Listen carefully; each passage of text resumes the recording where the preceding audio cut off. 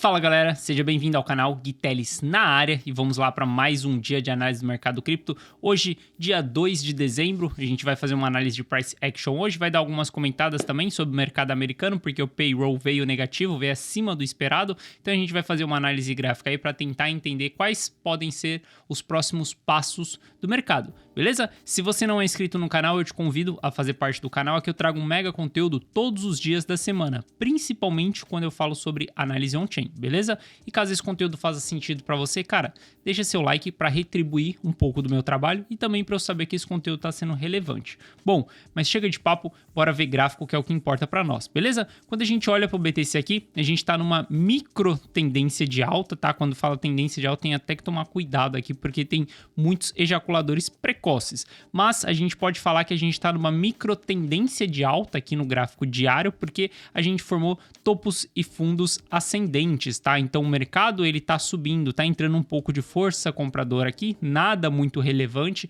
é algo muito pouco mesmo. E quando a gente olha no que está acontecendo nas últimas semanas, estamos simplesmente sanduichados dentro dessa região. Tudo que acontecer aqui, ó, dentro dessa região, cara, é mais do mesmo. A gente está numa lateralização, onde o preço está tentando se consolidar dentro dessa região. A gente teve a grande queda, o preço ele tende a estabilizar durante essa região, a volatilidade ela comprime, todo o pânico passa, toda fumaça começa a baixar, e aí depois de um tempo, quando tudo tiver reestabelecido, a gente tem a volatilidade voltando, a gente tem o mercado se movimentando novamente, seja para baixo ou seja para cima. Mas é super comum a gente ter essa estabilização do preço antes da gente seguir novas movimentações. Primeiro ponto, a gente está batendo em uma resistência. Então, quando estamos em resistências, é momento onde você olha para venda e não para compra. Você olha para compra quando estamos batendo em suporte. Suporte, compra suporte. Resistência, vende resistência, beleza? Isso daqui falando pro curto prazo, tá, galera? Para quem tá pensando no ciclo do mercado, para quem tá pensando no longo prazo, para quem tá pensando no ciclo de 2025, que é um caso, é um viés que eu uso muito, é a metodologia que eu mais invisto, que é no longo prazo, cara, simplesmente você tá em um ótimo ponto para fazer aportes pro longo prazo, beleza? O que eu tô trazendo aqui para vocês é mais o curto prazo, o que a gente pode tirar aí para os próximos dias. Então a gente tá vendo que a gente está em uma resistência nessa região, obviamente a gente vai ter pressão de venda e o preço pode recuar. O que a gente não pode fazer nesse recuo? A gente não pode vir perder um fundo anterior, por exemplo, ou vir e retrair muito, né? Perder, por exemplo, 0,618 de Fibonacci. Se a gente traçar a Fibonacci aqui, a gente vai ver que 0,618 de Fibonacci está exatamente em cima desse fundo aqui. Então, eu não gostaria de ver esse recuo do mercado perdendo esse fundo. Qualquer recuo que a gente tiver que não perca esse fundo aqui, vai ser saudável, isso vai ser fôlego para a gente poder buscar um rompimento lá na frente. É difícil o mercado romper uma resistência direta, o mercado ele precisa respirar um pouquinho. Se, por exemplo, a gente puxar um RSI aqui, ó, de um gráfico de 4 horas, por exemplo, cara, a gente vai ver que o RSI bateu lá na região de sobrecompra. Olha só, o RSI ele bateu na região de sobrecompra e agora ele tá caindo um pouco porque ele precisa dar uma respirada, precisa entrar pressão de venda, precisa entrar movimento vendedor para depois o mercado subir novamente. O mercado ele anda em ondas, qualquer ativo ele anda em ondas. Não ache que, cara, em um dia vai estar subindo, no outro dia vai estar subindo também e no outro dia tem que continuar subindo também. Cara, isso geralmente acontece na bull run, porque a bull run tem muita euforia, tem muito entrante novo, então você vai ter os gráficos sempre sobreaquecidos, a gente sempre vai ter um aquecimento muito forte da pressão de compra na bull run. Como quando a gente tem o bear market ali mais no seu começo, cara, a gente vê que tem muita pressão de venda e aí a gente pode ter os gráficos estressando um pouquinho mais, beleza? Então, olhando aqui para o curto prazo, eu esperaria um recuo, acredito que a gente vai ter um recuo aqui. Cara, quais são os pontos de parada desse recuo aqui? Não perdendo, 0,618 de Fibonacci é o primeiro ponto, e a gente pode ter um recuo aqui mais ou menos seria mega saudável se a gente tivesse um recuo aqui, ó, até os 16.500 ali do BTC. Recuou dentro dessa região aqui, cara, beleza, tá dentro do jogo. Perdeu essa região aqui, é de ficar mega preocupado achando que o negócio vai varar para baixo e que o mercado vai começar a cair, a gente vai parar nos 10 mil dólares? Não, é com calma. Como a gente está vivendo uma lateralização, cara, vai acontecer vários padrões gráficos aqui, vai entrar movimento de alta, vai aparecer cunha, vai aparecer várias coisas aqui dentro e o mercado, ele simplesmente pode não respeitar aquilo, porque estamos dentro de uma fase de consolidação. Então, se a gente perder esse fundo aqui, você fica preocupado e corre para a colina? Não, você ainda não corre para a colina. Você corre para a colina se a gente vier perder esse fundo aqui. Se a gente vier e fechar abaixo desse fundo aqui, aí sim pode sair de baixo que a gente provavelmente vai ter mais queda lá pela frente, beleza?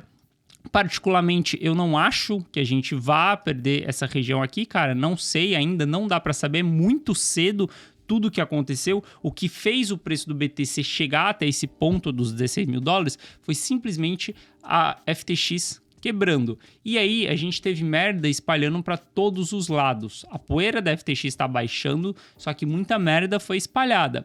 Essa merda ainda não foi limpa ainda de todo o mercado. O mercado não está livre do que aconteceu com a FTX. Então ainda tem alguns fatores que pode derrubar o preço um pouco mais. Eu acredito que tem muito mais FUD hoje em dia, que é muito mais medo, né, do que realmente problemas que a gente tem no ecossistema das criptos. Mas a gente precisa aguardar um pouco mais, aguardar realmente passar toda essa fase da FTX, ver quem ficou insolvente mesmo, ver quem não está insolvente mesmo, para depois a gente ter algumas certezas, beleza? Falando mais no longo prazo, cara, para mim, vocês sabem bastante qual que é a minha estratégia. Abaixo dos 22 mil dólares aqui, para mim, é ponto de compra, é decisão de compra, é simplesmente estratégia de aportar dentro dessa região aqui, porque eu estou pensando no longo prazo, beleza? E não pensando no curto prazo. Quando a gente olha para o Ether, a gente vai ver que o Ether ele está exatamente na mesma situação que o BTC. Todas as criptos, todas não, né? Se a gente pegar a cripto da Trust Wallet, tá bombando aí, subindo pra caramba, porque a galera gosta de uma notícia para tradear alguma coisa, né? Mas se a gente olhar para o Ether aqui também, cara, a gente vê que a gente está na mesma região. Enquanto não fizer o rompimento disso daqui ou fizer o rompimento dessa parte aqui de baixo, cara, mais do mesmo, a gente não consegue tomar tantas decisões. Tem uma coisa que eu detesto, é operar essas regiões de consolidação, de lateralização. Cara, é foda operar isso daí. Você pode operar olhando a parte de baixo ali, sempre a linha de baixo, compra na linha de baixo, vende na linha de cima, mas é muito mais complexo você operar essas regiões. Eu prefiro um mercado mais direcional, seja direcional para baixo ou seja direcional para cima, beleza? Não gosto muito dessas consolidações. E o que a gente pode estar tendo aí segurando essa pressão de compra no mercado? Porque ontem eu falei para vocês que antes de ontem a gente teve uma grande venda dos mineradores e o mercado subiu bem forte. O mercado deu uma animada bem forte, não. A gente teve aí uma alta de 4%, não dá para falar que isso é bem forte para o BTC, porque é praticamente nada. Mas comparado com os últimos dias, foi forte e absorveu essa venda dos mineradores. Essa venda dos mineradores, o Gilmar até levantou esse ponto aqui no canal e, cara, agradeço demais o Gilmar por conta dessa informação. Eu nem tinha pensado nisso. Possivelmente a venda dos mineradores que eu comentei ontem pode ter sido feita via OTC. Então isso não impacta o preço direto. Por isso que a gente pode ter tido uma grande venda de BTCs, 10 mil BTCs os mineradores venderam. Simplesmente o preço continuou subindo, continuou sua alta ali, porque se a venda foi feita OTC, isso daí não vai impactar direto no preço, beleza?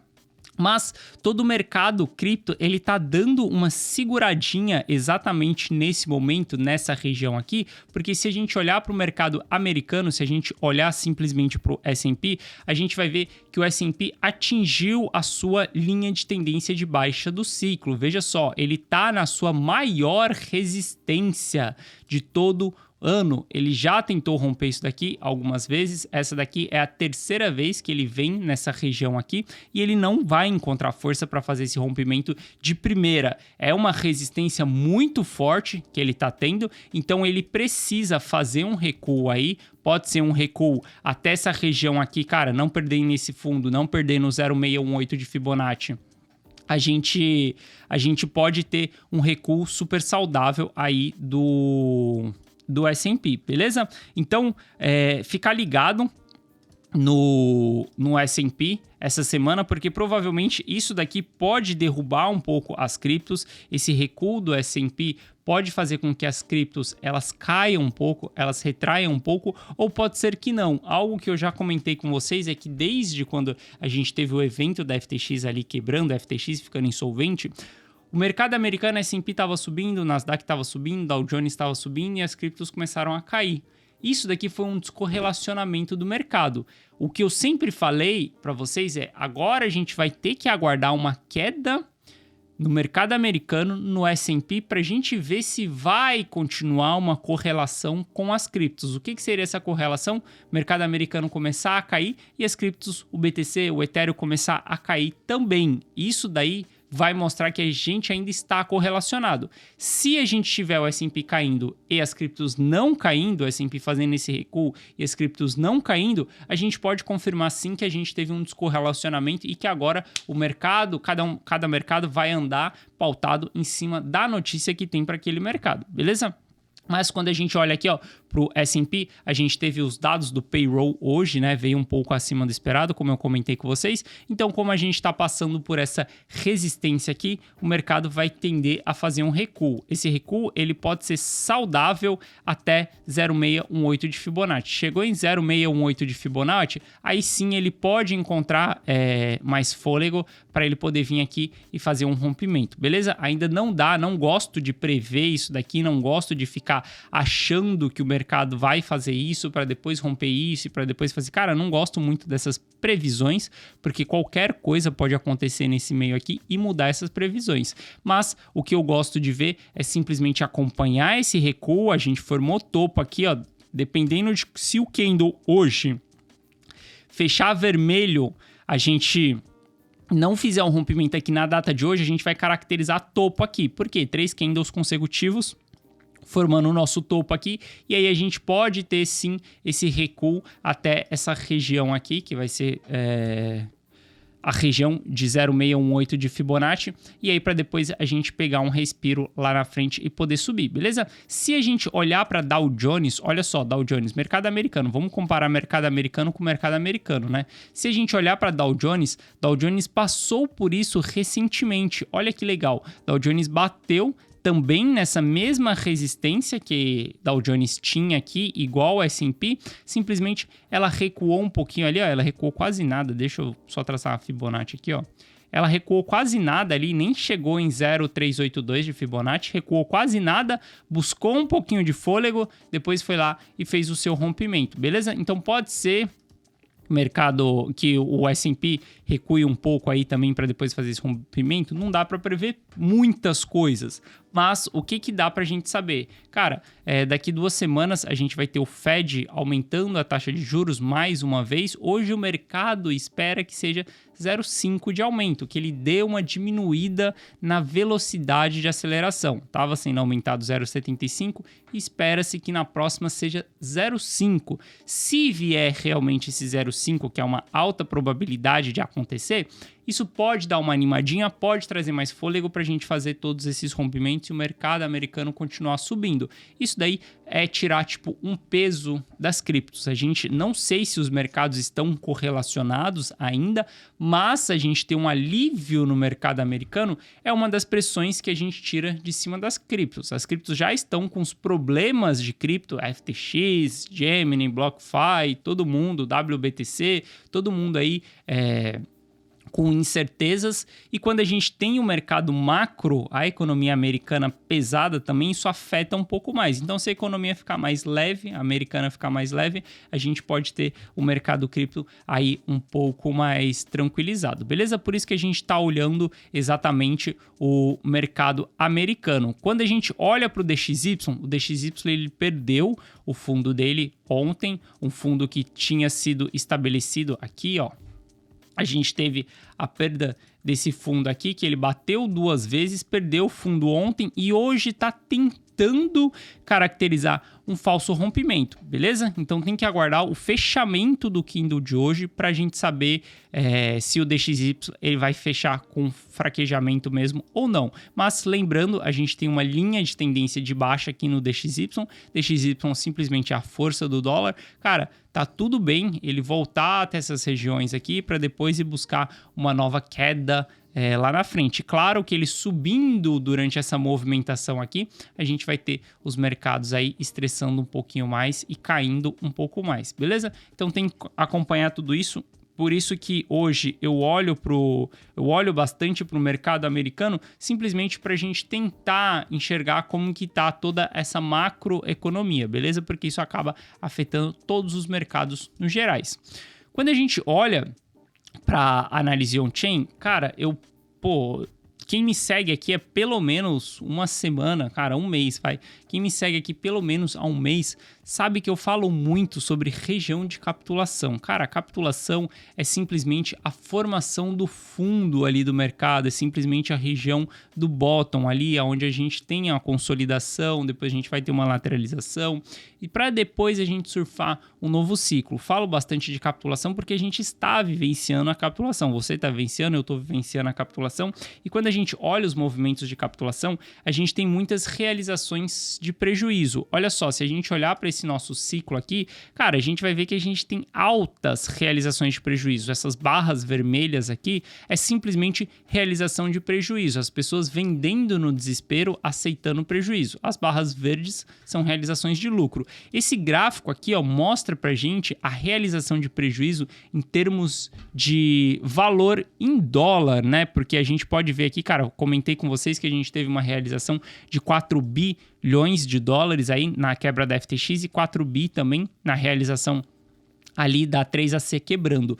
Quando a gente puxa em termos de valor em dólar, obviamente a gente tem números muito maiores do que no passado, porque no passado, se a gente olhar para 2015, cara, 2015 simplesmente, a gente tá falando que o BTC tava valendo $200, cara, obviamente que com $200 a gente só ia ter 14 milhões ali sendo realizados em prejuízo. Hoje, quando a gente fala que o BTC custa $16 mil, cara, é muito mais. Então, o prejuízo é muito maior. Por isso que a gente já está na casa dos bi. Então, se a gente olhar para todo o histórico, a gente não consegue comparar muito como que foi 2018 e como que é esse ciclo. Olha só, porque em 2018 a gente teve realizações bem menores ali, ó, quase 1 bi em 2018 foi a máxima e hoje a gente já tá falando 4 bi. Só que se a gente puxar a realização de lucro e prejuízo e puxar um gráfico radial, que é exatamente a variação, a gente consegue ver em que patamares nós estamos. Aqui não vai falar a realização de prejuízo e a realização de lucros em termos de valor em dólar, mas é só para a gente entender em que patamar nós estamos. E olha só, a nossa realização de prejuízo que a gente teve aí nesse ciclo agora com a FTX, a gente chega em patamares igual 2018 e igual a 2012 também, ou seja, 2015 foi um pouquinho mais alto, onde a gente está tendo extremos de realização de prejuízo. E são exatamente nesses pontos que o mercado reverte, exatamente nesses pontos que o mercado para de cair. Cara, tenho certeza que o mercado vai parar de cair? Cara, não sei, não dá para saber. Se eu soubesse qual que seria o preço mínimo, eu não estaria fazendo DCA abaixo dos $22 mil. Cara, essa não seria a minha estratégia. Se eu soubesse o preço mínimo, eu ia esperar para dar um all-in nesse preço mínimo. Mas não dá para saber, galera, o preço mínimo. Não dá para você tentar acertar o olho da mosca. Eu já comentei com vocês que um dos grandes erros é você pensar, eu vou comprar quando o preço bater $15 mil redondo. Eu vou comprar quando o preço bater $10 mil redondo. Cara, nunca faça isso. Sempre vá comprando um pouco antes de chegar nessa região. Cara, você quer comprar em 15? Cara, por que você não começa a comprar em 16? Vai fazer muita diferença no seu custo médio de 16 para 15? Obviamente que não vai fazer diferença alguma no seu custo médio quando você estiver num topo do mercado, beleza? Então, quando a gente olha para essa região de formação de fundo, cara, tá tudo muito saudável para a gente constituir o nosso fundo, tá tudo caminhando para a gente constituir o nosso fundo. E não só olhando para as criptos, mas simplesmente olhando para todo o ecossistema de economia. Se a gente olhar para o mercado americano, a gente já começa a ter um alívio na taxa de juros, não há diminuição ainda, a diminuição só vai acontecer em 2023. Por isso que a nossa bull run ela só vai acontecer em 2024, porque a gente ainda tem um ano para se estender com diminuição da taxa de juros, com lateralização dos mercados, com volta da confiança dos investidores. Então a gente ainda tem um período aí para ser percorrido. Esse ano, 2022, foi o ano do caos. E para mim a gente já chegou no final desse caos, beleza? E olhar essas realizações de prejuízo aí, olha só como que historicamente, cara, a gente está nos patamares mais baixos, as pessoas já aceitaram as maiores realizações de prejuízo. E quando a gente olha movimentos de capitulação, que é a destruição de moedas dormentes, a gente vê também que estamos nos patamares ali iguais 2018, né? Se a gente puxar aqui, ó, o último ciclo que a gente teve, 2018, a gente teve essa grande destruição de moedas aqui adormecidas e a gente também tem uma grande destruição de moedas adormecidas novamente após o evento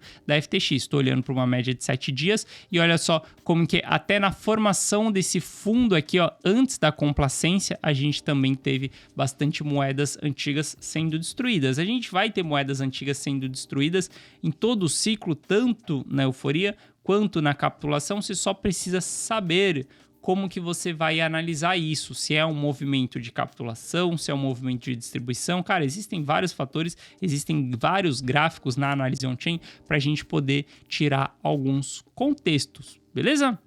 Bom, eu acho que aí para os próximos dias, falando mais do curto prazo, na semana que vem eu trago mais análise on-chain para vocês, trago mais informação para vocês, mais pensando no ciclo do mercado, pensando como que está essa saúde do mercado, mas hoje, especialmente, eu queria dizer para vocês que a gente pode sim ter um recuo aí nos próximos dias, tem que acompanhar se a gente vai seguir o mercado americano, se a gente vai continuar com essa correlação ou se a gente vai perder essa correlação aí, beleza? Então é isso, eu desejo um ótimo final de semana a todos. Segunda-feira a gente está de volta aí com mais atualizações e deixa o preço se movimentar aí, deixa o preço sair um pouco dessa lateralização para a gente conseguir tomar decisões com mais certeza, beleza? Tamo junto, galera. Forte abraço e eu vejo vocês na segunda-feira. Valeu!